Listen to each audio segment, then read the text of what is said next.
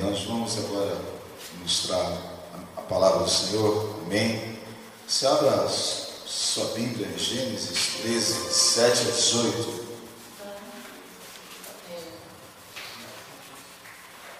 Gênesis capítulo 13, 7 a 18.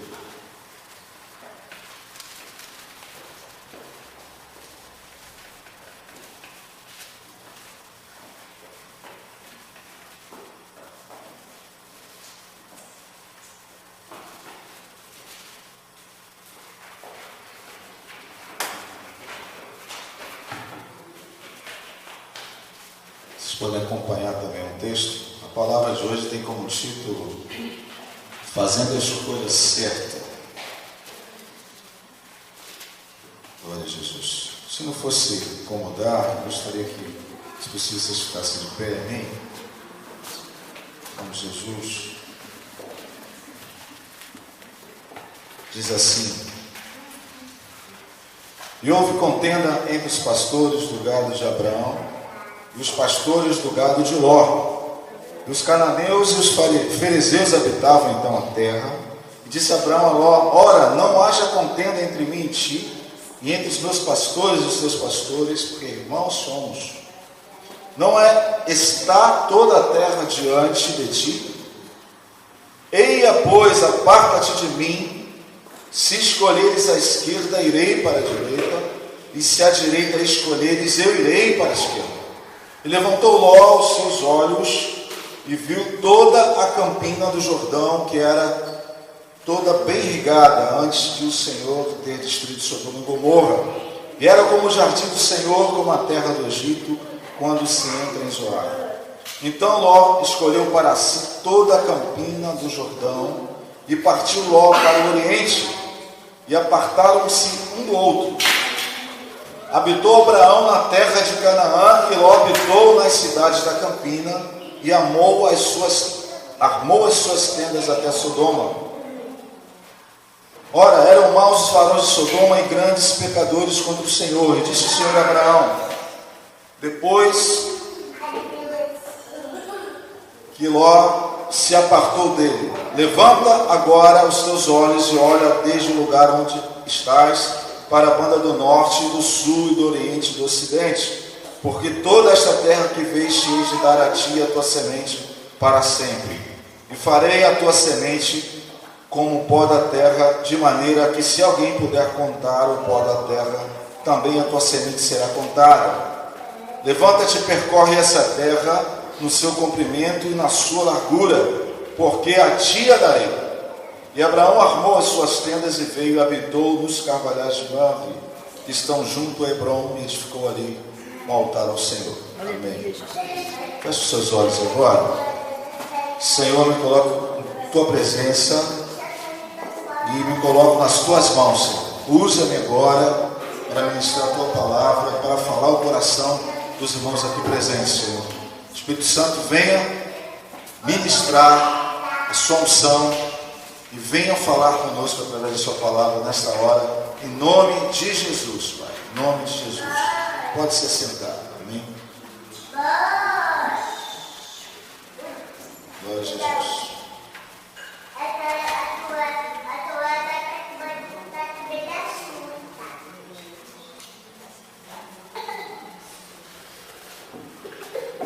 Irmãos, o texto de hoje, a mensagem tem como título Fazendo a Escolha Certa.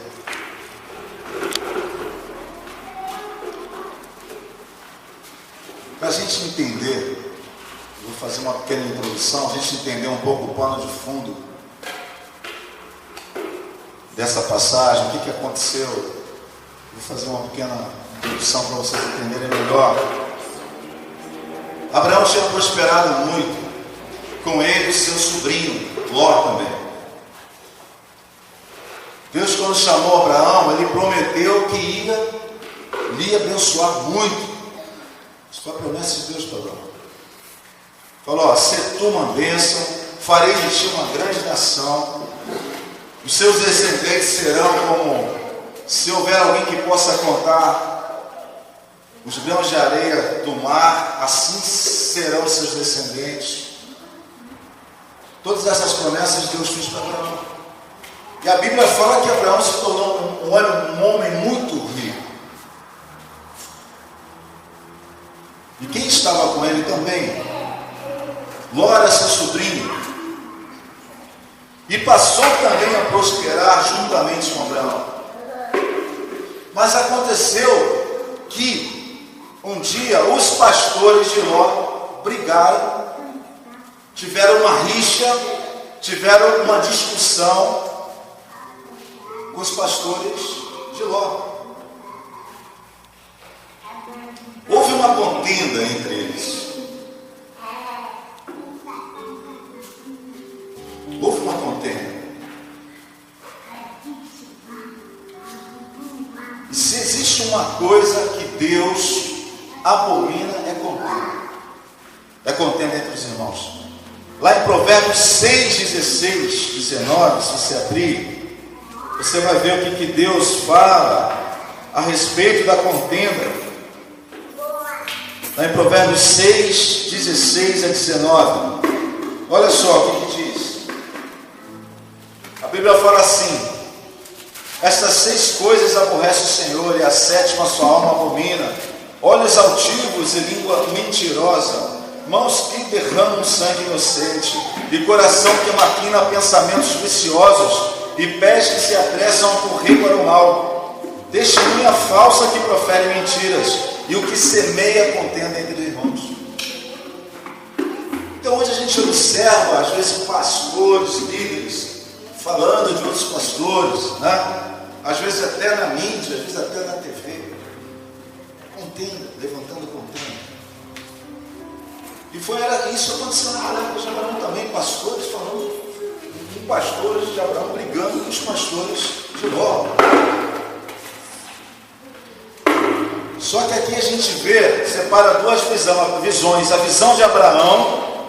Abraão chegou assim, ó: não está toda a terra diante de ti, aparta-te de mim, escolhes a esquerda ou irei para a direita, escolhi a direita ou irei para a esquerda. Isso é uma visão de que tem olhos espirituais. Ele não se importava se o outro estava prosperando, ele não se importava se o ministério do outro era diferente. Ele tinha consciência daquele que Deus tinha chamado. Então essa é a visão de que tem olhos espirituais. Abraão não comprou a briga com aqueles pastores. Falou: não, isso tudo aqui me pertence. Se vocês hoje prosperaram, foi às minhas custas. Eu tenho direito sobre... Não. Então essa é a visão de que tem olhos espirituais. Ele olhou, ele sabia, tinha consciência da promessa, do chamado de Deus na vida dele. Ele falou: ó, Paulo, se você quiser ir para lá, você vai, eu vou para cá. Essa foi a visão de Abraão. Era a visão de quem tinha olhos espirituais. Agora Ló, olha só a visão de Ló. Fala no versículo 10, que ele levantou os olhos e viu toda a campina do Jordão, que era toda bem regada, antes do Senhor ter destruído Sodoma e Gomorra. Era como o jardim do Senhor, como a terra do Egito quando se entra de Ló. A visão de Ló é a visão de que não tem olhos espirituais. Ele viu o que estava diante dos seus olhos carnais. Ele olhou, viu as pastagens verdes. A Bíblia fala que era tão bonito que se parecia com o jardim do Senhor, com o jardim do Éden. Ele viu apenas o que estava diante dos seus olhos físicos.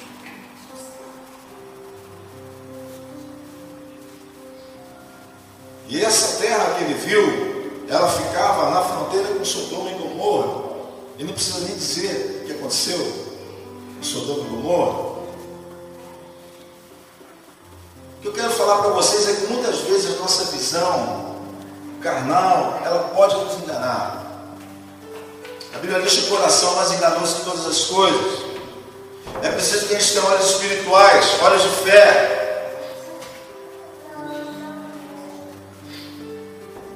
Lá em Isaías 53, 1:3, falando a respeito de Jesus, olha só o que está escrito: quem deu crédito à nossa pregação e a quem se manifestou o braço do Senhor, porque foi subindo com renovo perante Ele. E como raiz de uma terra seca não tinha parecer nem formosura, e olhando nós para Ele, nenhuma beleza víamos para que desejássemos. Era desprezado e o mais indigno entre os homens, homem de dores, experimentado nos trabalhos, como de quem os homens escondiam o rosto. Era desprezado e não fizemos dele caso algum. Eles olharam para Jesus com os olhos carnais. Eles viam um filho de um carpinteiro, eles viam uma pessoa que estava acostumada com o serviço braçal. Eles não conseguiram ver que Jesus era o Filho de Deus, era um enviado de Deus. E o que aconteceu, a gente sabe, eles mataram Jesus. Então a gente tem que ter muito cuidado. Quando a nossa visão ela está baseada simplesmente numa visão natural, numa visão carnal, numa visão do nosso próprio coração, corremos às vezes risco de errarmos. Lá em 1 Coríntios 2,14 fala assim: ora, o homem natural não compreende as coisas do Espírito de Deus, porque lhe parece loucura, e não pode entendê-las, porque elas se discernem espiritualmente. Precisamos ter discernimento espiritual. E para a gente fazer a escolha certa, a gente precisa ter discernimento espiritual. Em primeiro lugar, Deus nos dá o direito da escolha. Vou falar agora um pouquinho sobre a questão das escolhas que nós fazemos. Lá em Deuteronômio 11:26, Deus falou assim: eis que hoje eu ponho diante de vós a bênção e a maldição. Deuteronômio 30:15, fez aqui hoje tenho proposto a vida e o bem, a morte e o mal. Mais à frente ele fala assim: os céus e a terra tomou hoje por testemunhos contra vós, que tenho proposto a vida e a morte, a bênção e a maldição. Escolhe, pois, a vida para que vivas tu e a tua descendência.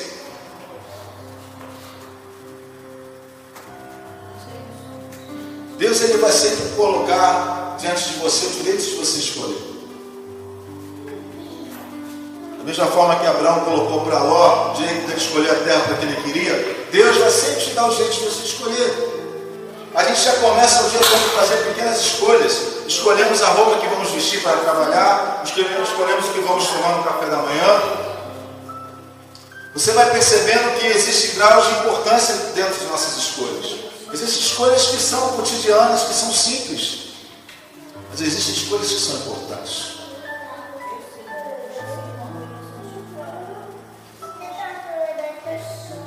Temos sempre que fazer escolhas em nossa vida. Já lá em Gênesis 2,16, Deus já falava lá com o homem: de toda a árvore do jardim comerás livremente, mas da árvore do conhecimento do bem e do mal dela não comerás, porque no dia que dela comeres, certamente morrerás. Deus ele sempre nos avisa. E é interessante que, como um pai que ama o seu filho, ele também avisa da consequência das nossas escolhas. Ele falou para o homem: porque no dia que comeres, morrerás. Deus não nos dá um quebra-cabeça para que a gente fique decifrando, nem nos põe para andar dentro de um labirinto que a gente não possa encontrar saída. Ele diz na sua palavra, ele está na sua palavra, está escrito na palavra, onde ele quer que a gente ande, o que ele quer que a gente faça. É importante a gente saber que toda escolha traz consequências. Está lá em Gálatas 6:7, porque tudo que o homem ensinar, isso também se fará.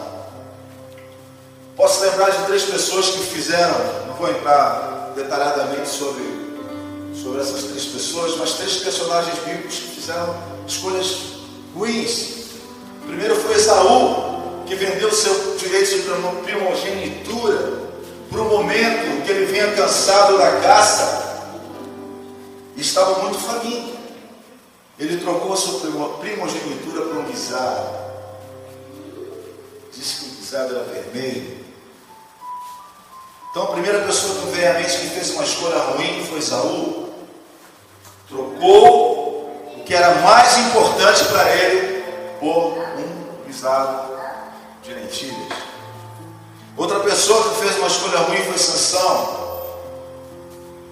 Sansão foi separado para ser nazireu, desde o ventre de sua mãe. Tinha que ser separado, não podia, naquela época não poderia cortar o cabelo, não poderia tomar bebida forte, não poderia tocar em coisas mortas. E ele trocou o chamado de Deus na vida dele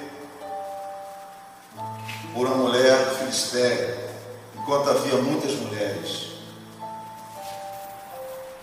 no arraial do povo judeu. Então Sansão foi uma outra pessoa que fez uma escolha errada. A terceira pessoa que me veio à mente foi o próprio Davi. A Bíblia diz que no tempo da guerra, quando os reis tinham que guerrear, Davi vai para o palácio. Ou seja, estava descansado, já tinha feito muitas coisas para Deus. Talvez na mente dele ele pensasse assim: já estou com crédito diante de Deus. E ele olha Batseba. E não preciso contar o resto, você já conhece a história. Mas eu também lembro de 3 pessoas que fizeram, 3 personagens de escolhas corretas. Uma foi Salomão. Salomão, quando foi chamado para reinar, ele poderia pedir tudo o que quisesse para Deus. Ele pede sabedoria. Ele falou: Senhor, eu sou como criança, como que eu vou governar esse povo todo?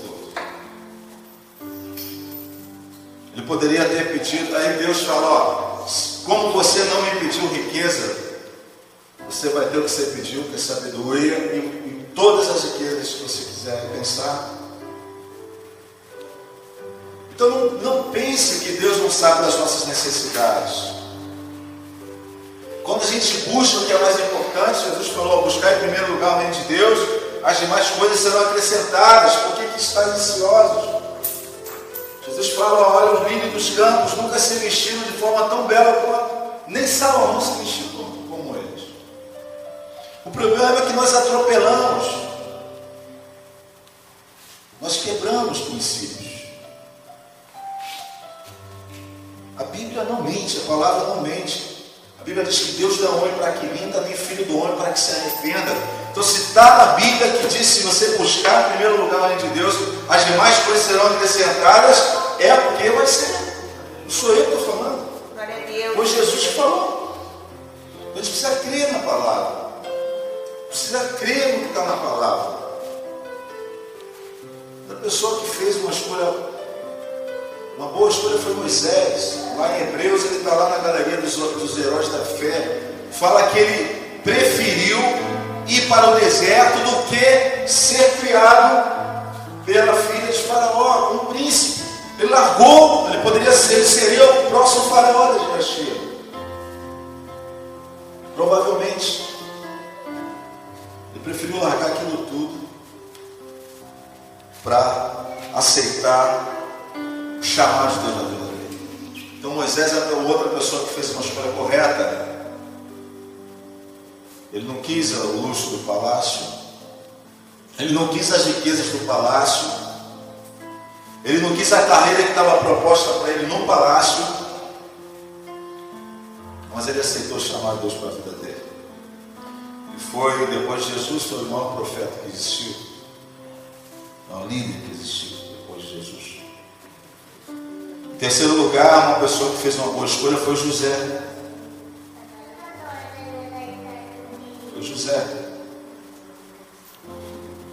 José tinha todos os motivos naturais para se queixar com Deus. Foi vendido pelos irmãos para ter revolta dos irmãos, para ter revolta da sua família. Mas ele decidiu perdoar. Ele decidiu perdoar. E aquele sentimento de perdão no coração dele fez que Deus honrasse a sua vida. Da mesma forma que Deus mudou a sorte de Jó quando ele orava pelos seus amigos, está lá na Bíblia. Deus também mudou a sorte de José, porque ele resolveu no seu coração perdoar aqueles próprios irmãos que o entregaram como escravo. Ele fez a escolha certa. Diante da tentação, ele preferiu agradar a Deus. desonrou, ele se tornou governador do Egito. A gente tem que entender que o que a gente escolhe é proporcional ao que nós plantamos. Está lá em 2 Coríntios 9,6, e digo isto, que o que semeia pouco, pouco também ceifará, e o que semeia em abundância também ceifará.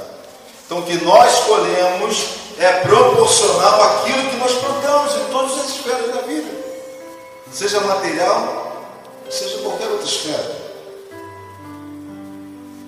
A respeito ainda da escolha, toda escolha ela requer responsabilidade.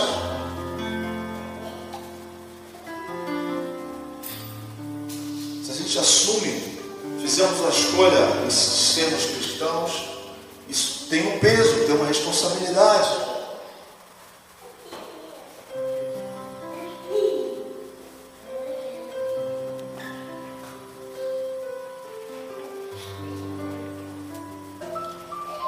Penúltimo lugar, a escolha certa vem de Deus. A Bíblia fala assim: muitos propósitos há no coração do homem, porém conselho certo, o conselho do Senhor permanecerá. Está em Provérbios 19:21. O problema é que a gente às vezes tem muitas vozes, às vezes a gente não adquiriu uma maturidade ainda suficiente, um conhecimento suficiente na palavra, e por causa disso às vezes somos para se enganar. Eu, você, todos nós. Mas a Bíblia fala que a escolha certa vem de Deus. Então quando você estiver disposto a ouvir o que Deus vai falar para você, você vai conseguir, você vai poder tomar a sua escolha certa, fazer a escolha certa. Eu queria agora, para a gente concluir, leia só o que está lá no último versículo. Está lá no último versículo de Gênesis 13, 18. Fala assim: ó, Abraão armou as suas tendas e veio e habitou nos carvalhais de Mamre, que estão junto a Hebrom, e edificou ali um altar do Senhor, ao Senhor. Então eu queria fechar essa minha palavra dizendo o seguinte: a escolha de Abraão foi Hebrom, a escolha de Ló foi as pastagens de Sodoma. E você sabe que quando eu fui ver hoje o significado da palavra Hebrom, quase que eu caí para trás, porque tem tudo a ver com o que a gente está falando. Eu encontrei, aí me lembrei de 3 passagens que falam sobre Hebrom. Hebrom foi a terra dada por herança a Caleb e por Josué. Vocês lembram? Caleb já tinha mais de 80 anos e falou que a força dele era ainda como um jovem. E quando Josué foi repartir a terra entre as 12 tribos, né, ele deu Hebrom para Caleb. Hebrom ficava num lugar alto, era um lugar de montanha. Então, em primeiro lugar, Hebrom é a nossa promessa. Porque a promessa de Josué tinha feito há muito tempo atrás para Caleb, ele ainda era jovem. Em primeiro lugar, Hebrom é a sua promessa. Então qual a escolha que você tem que fazer? Qual o lugar em que você deve estar? Hebrom é o lugar da nossa promessa. É o primeiro significado da palavra de Hebrom. Então qual a promessa que Deus fez para você? Mesmo que ela tenha sido lá há 20 anos, eu recebi uma promessa, irmão, vou falar um pouquinho de mim. Eu tinha 15 anos de idade, eu fui num encontro da igreja que a gente fazia parte, todo verão havia um encontro. Os filhos nem eu havia casado, eu tinha 15 anos de idade. E através de um pastor, ele me chamou lá na frente, me entregou uma profecia para mim. Lembro o nome dele até hoje, pastor Jair. Eu tinha 15 anos de idade.